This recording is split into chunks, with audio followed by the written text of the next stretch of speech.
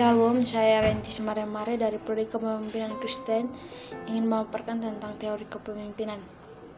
Masalah kepemimpinan telah muncul bersamaan dengan dimulainya sejarah manusia, yaitu sejak manusia menyadari pentingnya hidup berkelompok untuk mencapai tujuan bersama. Secara etimologi, pemimpin berasal dari kata dasar pimpin atau lead, berarti bimbing atau tuntun.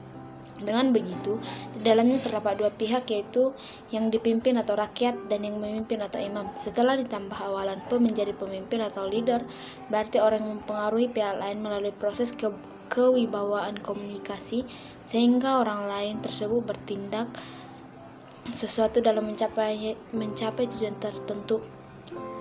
Pemimpin adalah seorang pribadi yang memiliki kelebihan di dalam satu bidang sehingga dia mampu mempengaruhi orang lain untuk bersama-sama melakukan aktivitas-aktivitas tertentu demi pencapaian satu atau beberapa tujuan.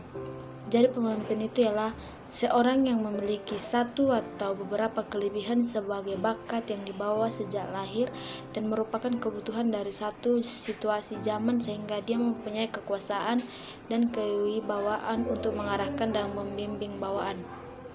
Nah, sekarang apa yang dibutuhkan dari seorang pemimpin? Yaitu satu, leadership. Kemampuan mempengaruhi bawahan agar menjadi taat, hormat, setia, dan mudah bekerja sama, sehingga tujuan dari organisasi atau unit tersebut dapat tercapai dengan baik dan mudah. Yang kedua, digital literasi. Dalam dunia kerja, literasi digital amat dibutuhkan dalam menghadapi perubahan yang terjadi. Yang ketiga, communication. Komunikasi yang lancar dan dua arah akan memberi dampak positif bagi bisnis, sebab dapat meminimalisir salah paham dan memberi banyak kelancaran dalam proses bisnis.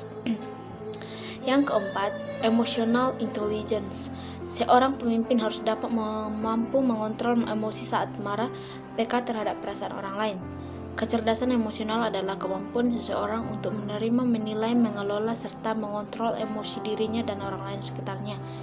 Yang kelima, entrepreneurship.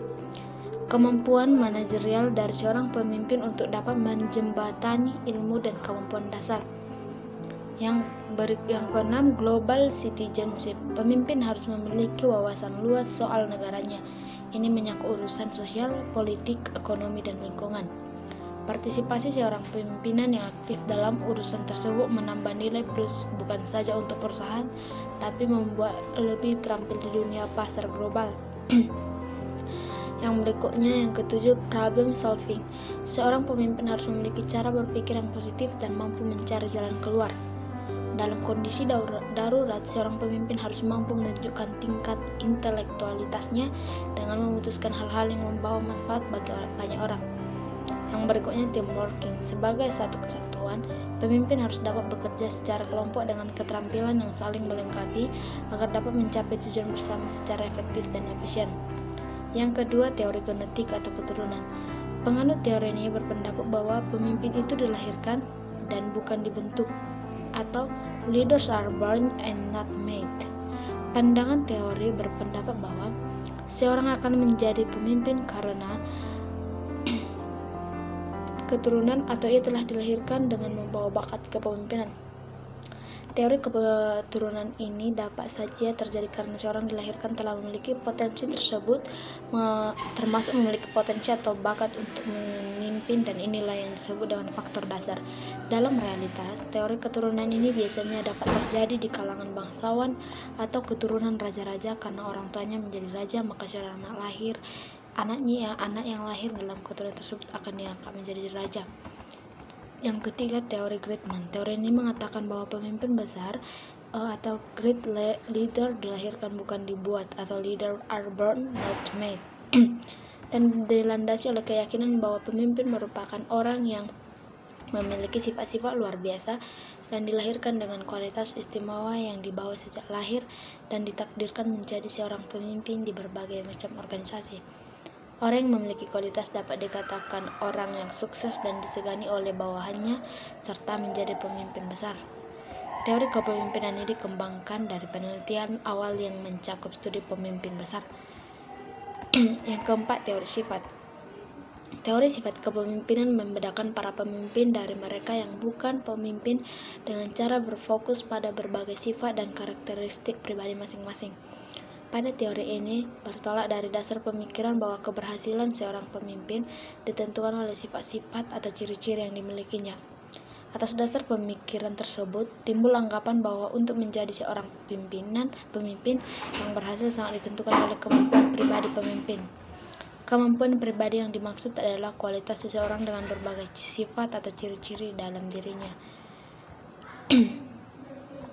Yang kelima, teori perilaku. Teori perilaku disebut juga dengan teori sosial dan merupakan sanggahan terhadap teori genetis. Pemimpin itu harus disiapkan, dididik, dan dibentuk, tidak dilahirkan begitu saja, atau leaders are made, not born. Setiap orang bisa menjadi pemimpin melalui usaha, penyiapan, dan pendidikan, serta dorongan oleh kemampuan sendiri. Teori ini tidak menekankan pada sifat-sifat atau kualitas yang harus dimiliki seorang pemimpin, tetapi memusatkan bagaimana cara aktual pemimpin berperilaku dalam mempengaruhi orang lain, dan hal ini dipengaruhi oleh gaya kepemimpinan masing-masing.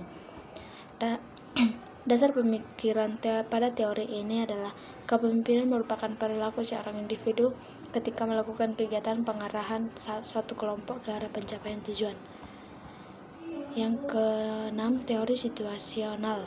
Teori kepemimpinan situasional adalah suatu pendekatan terhadap kepemimpinan yang menganjurkan pemimpin untuk memahami perilaku bawahan dan situasi sebelum